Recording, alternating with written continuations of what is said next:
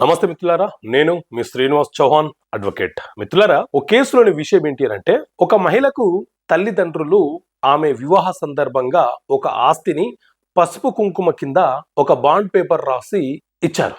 ఇప్పుడు ఆమె సోదరులు ఏం చేస్తున్నారు అని అంటే, అది రిజిస్ట్రేషన్ కాలేదు కాబట్టి ఆ పసుపు కుంకుమ కింద ఇచ్చినటువంటి డాక్యుమెంట్ ఏదైతే ఉందో అది చెల్లుబాటు కాదు అని చెప్తున్నారు.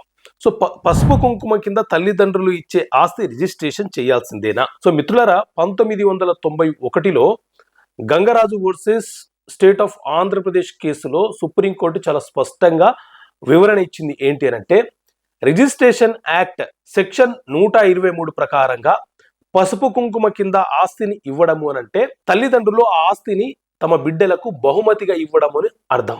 బహుమతిగా ఇచ్చే ఆస్తి ఖచ్చితంగా ఈ సెక్షన్ ప్రకారంగా రిజిస్ట్రేషన్ కావాల్సిందే. రిజిస్ట్రేషన్ కాకపోతే అది చెల్లుబాటు కాదు. కాబట్టి పసుపు కుంకుమ కింద ఇచ్చే ఆస్తి కూడా రిజిస్ట్రేషన్ అంటే బహుమతిగా ఇచ్చే ఆస్తి కాబట్టి అది కూడా రిజిస్ట్రేషన్ అవుతేనే చెల్లుబాటు అవుతుంది అని చెప్పి సుప్రీంకోర్టు చాలా స్పష్టమైనటువంటి తీర్పునివ్వడం జరిగింది. ఓకే మిత్రులారా, థ్యాంక్ యూ. జై హింద్.